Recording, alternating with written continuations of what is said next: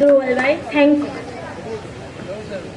હવે હું તમારા સામે બાબા સાહેબનો એક બીજો નવો પ્રસંગ રજૂ કરું છું.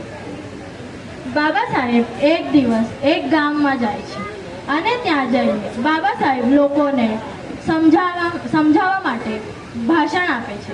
પણ આ ગામના લોકો એમના બોલેલા શબ્દ સિરિયસલી નથી લેતા. ભાષણના વચ્ચે એક ગામનો રહેવાસી બોલી પડે છે કે આ બધું બોલવાથી કાંઈ નથી થવાનું, આ બધાનો કાંઈ મતલબ નથી. તું આટલું બધું બોલે છે તો તું બદલાવ લાવીને બતાવ. તો પછી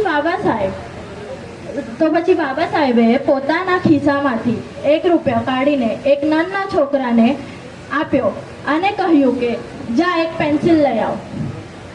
તો પછી બાબા સાહેબે પેન્સિલને ઉપાડીને બોલ્યા કે આ છે બદલાવ, આ છે તાકાત.